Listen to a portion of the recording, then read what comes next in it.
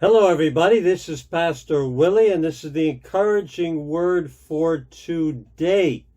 My marriage relationship changed for the better with one key insight.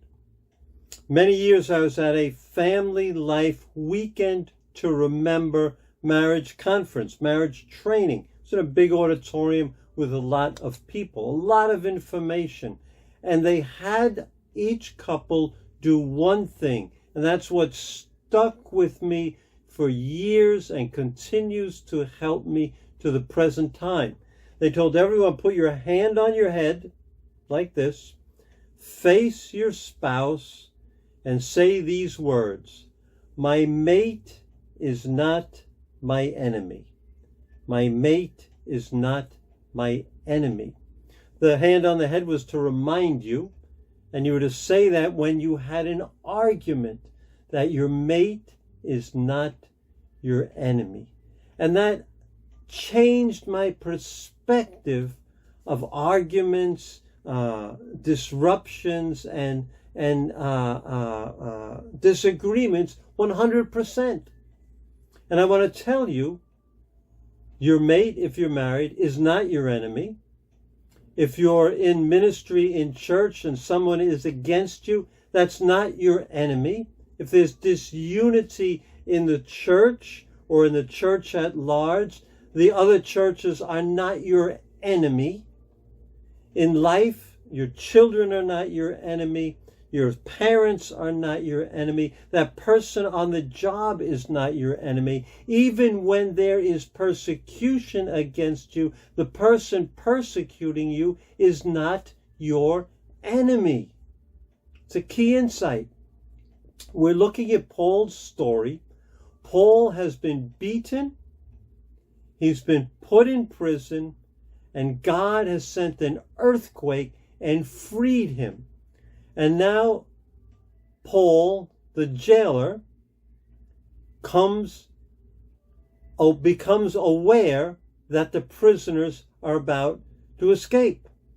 But Paul realized that his enemies were not the people who attacked him, not the people who beat him, not the Roman authorities, and not the Roman jailer who locked him up, put chains on his legs, and was guarding him in the jail.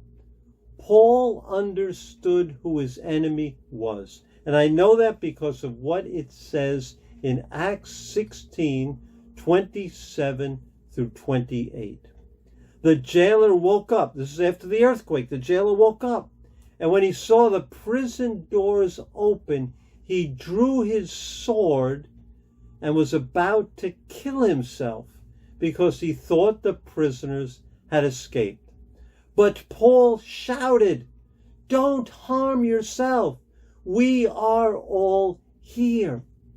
The jailer wanted to kill himself. Why? Because if prisoners escaped, if prisoners escaped in the Roman system, the jailers were killed. So he was going to kill himself. Paul didn't escape, number one.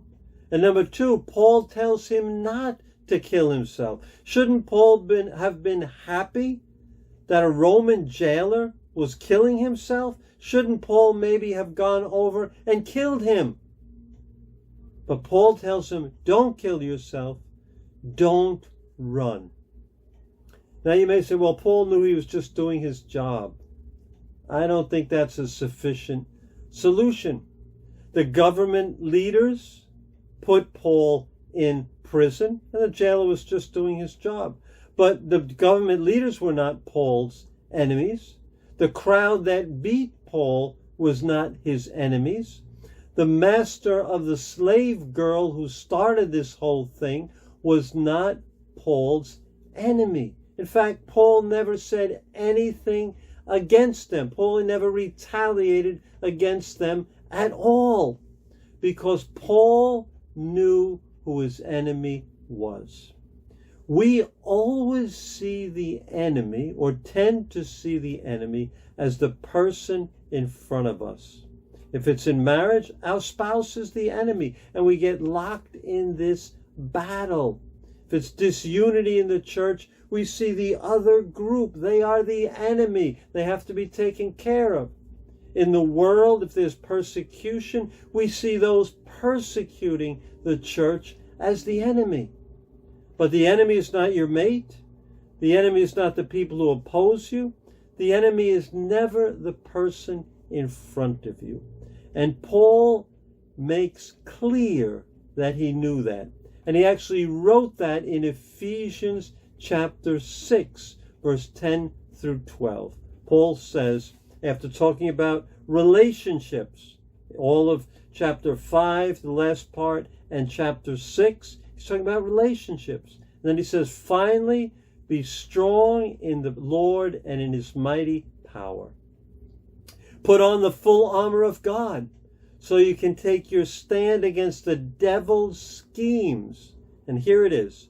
For our struggle is not against flesh and blood, not against the person in front of you, but against the rulers, the authorities, against the powers of this dark world, and against the spiritual forces of evil in the heavenly realms. That is who the enemy is. There's something behind the person who you think is your enemy. So don't confuse who your enemy is. Fight the spiritual battle against the forces behind the person in front of you. Whether it's your marriage, the forces trying to destroy your marriage. So your mate is not the problem. It's the forces behind your marriage. The spiritual battle at church, the spiritual battle on your job. Remember who your enemy really is and engage in battle against that real enemy, Satan and his demons, the spiritual warfare that must be won. And when you do that, victory will be manifested in the situation in front of you. So put your hand on your head next time you think you have an enemy, and remind yourself that the person in front of you is not your enemy. And engage in that real battle. Fight the real enemy if you want to see results. Fight against the spiritual forces of evil in the heavenly realms. And do that on your knees with worship and prayer. And you will see that enemy bound and things change in the manifestation in front of you. God bless you, and I'll see you again tomorrow.